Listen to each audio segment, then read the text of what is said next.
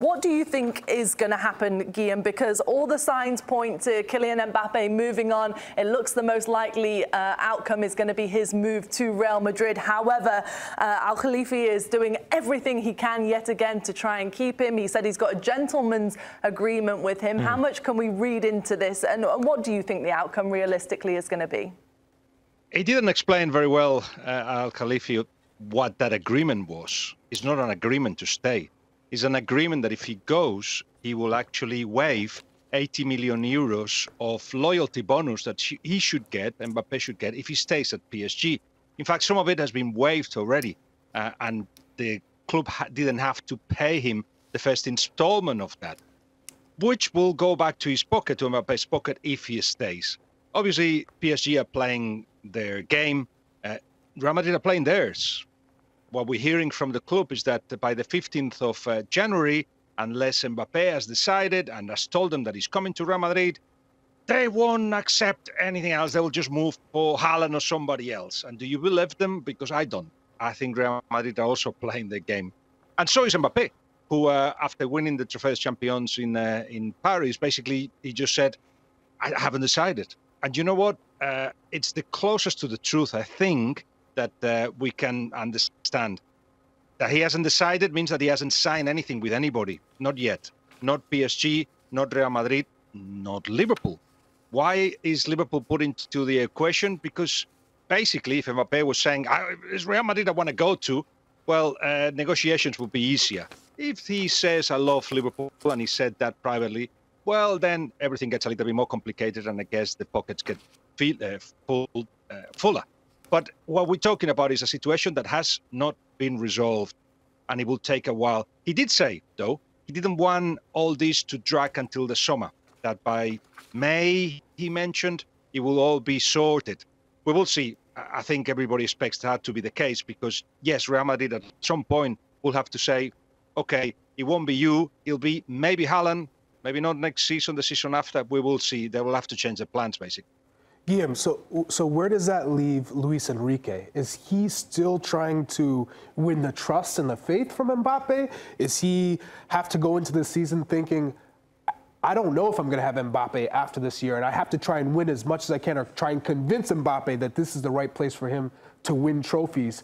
Ultimately, if he does leave, where does that leave Luis Enrique? Where does that leave PSG? Well, Luis Enrique is doing a bit of everything. He's actually flirting with Mbappé, making sure that Mbappé is happy, making him realize that he's got a bunch of things that he has to do. Remember the telling off early in the season when he felt that Mbappé, Luis Enrique said that Mbappé has got much more to give. And you have seen a better Mbappé since. So he's doing that, the job of a coach. He's not the manager. He will not be the one deciding the future of Mbappé. But in any case, there is a plan B. PSG have got already a plan B. The details of which I don't know. I don't think people know yet. But certainly what we're talking about is PSG that will be prepared for the departure of Mbappé. Meanwhile, Mbappé is the same guy that when he was 12, 13 in his bedroom, he had a poster of Cristiano Ronaldo wearing the Real Madrid shirt, and he has dreamt of going to Real Madrid. And isn't it now that he's in his mid-20s the perfect time to do so? You would think so. And imagine that team with Mbappé and Vinicius and Bellingham and all these guys. But in any case, all we can do for now is speculate. Meanwhile, the position of Luis Enrique will get reinforced as long as he does well in the Champions League. They have changed the plans, PSG, haven't they? It's a younger club, it's a more French, if you like, team, and certainly exciting when they play well. They're getting better. Last time I asked Luis Enrique about a couple of months ago, he said there's still so much work to do. That work has been put in place, and the team seems to be more competitive. So that's where we stand, but there's not much more. Now, if you ask me tomorrow, it'll be another little story to tell you, but the essence of it is that Mbappé has not decided. You mentioned his age, being in his mid-20s. It feels like now is the right move to go where he wants to go. But is that still PSG? There was a lot of talk about him wanting to sort of being part of the architect of them switching around some of the personnel, particularly getting Neymar out of the club. He seems to have gotten everything he's wanted. Do you think that there's something left for him to prove? Do you think he still has that in his mind that he could be a god in Paris if he wins the Champions League with PSG? Or do you think he's at the point where he welcomes a new move? Quite clearly, he could have gone to Real Madrid 3 times already. And the 3 times he said no, because he wanted to do what you're describing, the possibility of being the architect of a success era at PSG. But you know what? He haven't got that era. He has been a bit of a disaster in terms of what he expected of PSG, what he expected of the team. And one thing that he did well was to push some of those players that didn't believe in the project out of the equation. Neymar at the forefront of it. Messi was a completely different story. I believe, and I told you here before, that if Luis Enrique had arrived to PSG earlier, he could have probably would have convinced Messi to stay in France and to continue or to rekindle that relationship that they had at Barcelona. But yes, Mbappé designed what was happening alongside the club with the idea of being competitive, not just to make it better for him, but to actually make the team stronger. And all of a sudden, he's got Luis Enrique, and he's got Emery Sayer, he's got all the young players that actually are helping him get better. So this season could be one in which he actually leaves with a big trophy. But you look at what PSG are doing, and it seems like they've been rebuilding. I feel that he's becoming a little bit impatient, and that the next step is to actually go to a club that can guarantee him that success more regularly, and one that he's had in his heart. We shouldn't forget that. Guillem, now that we have you, I kind of want to switch gears and ask you about the Supercopa de España, or Supercopa de Arabia Saudita, if you want to call it, because it's now in its 4th edition in Saudi Arabia. They've moved the Spanish Super Cup in its expanded format, where someone who didn't win the Copa del Rey or didn't win La Liga can possibly win the Supercopa de España. I understand that prize money, and obviously Saudi Arabia being a sponsor of La Liga, there are a lot of incentives to take it there. But we understand that. What's the perspective in Spain from the fans, from the people who are members of these clubs? Osasuna, for example, it's their one chance to see Osasuna in a Supercopa to play against the big teams, and they have to go all the way to Saudi Arabia. What's the perception on the ground in Spain? I love it, Nico, when you get your cynical voice tone. Love that. But you're actually talking about a club that, in Osasuna, that are going to get much more money than they would have if the same format was played in Spain, which, as you know, it wasn't. It was just the winner of the league and the winner of the cup.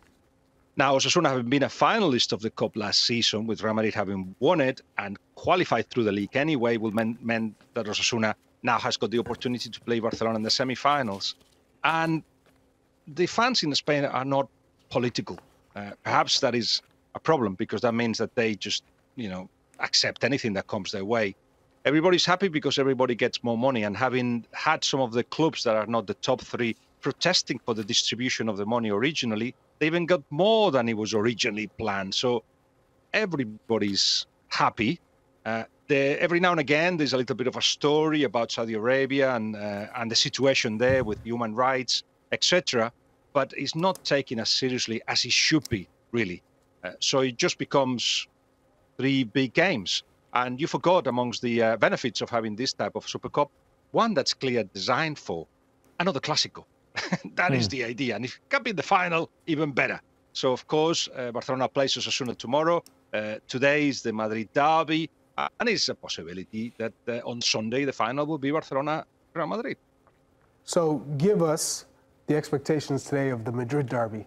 Atletico, Real Madrid. I watched that Atletico-Girona game, and what a match. But I think that also showed how vulnerable this Atletico Madrid is defensively, which I didn't expect to see. So weird to say. What type of teams do you see each club fielding, and how do you see it going? Let's see if Atletico Madrid feel they're playing at home or away, because at home you've seen it at the one that they just beat everyone.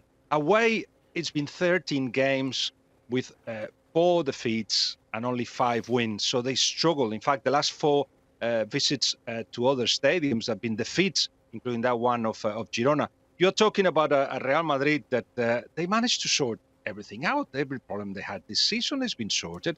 They still got, of course, Militao out, Alaba and Courtois, but they had now a goalkeeper situation with Looney and Kepa playing for one role, and the centre-backs have been fine. In fact, it is the best defence in Europe with 11 goals conceded in the league. And in attack, okay, they depend a lot of Bellingham, and he hasn't scored in the last 2 games. And when he doesn't score, they struggle a little bit, but still managed to not lose a game since they lost the only one this season, which was against Atletico Madrid. So that is what the hope of the neutral, if you like, that Atletico Madrid brings the same version that they did against Real Madrid, that beat them, I think it was 3-1. At Real Madrid that had obvious problems in that game, but again, they adapted to it, and instead of having such a vulnerable spaces down the flanks especially, now they are much more solid, and with Bellingham that does all the defending and all the attacking in good form, that got out of that little blip and haven't lost since. So let's see what we find, but what's certain is that Atletico Madrid still haven't found the perfect form of what Simeone wants to do, which is let's be as strong defensively as we've always been. Let's attack better. Let's have more of the ball. And that balance hasn't been found when they find it. It looks really good, especially at home.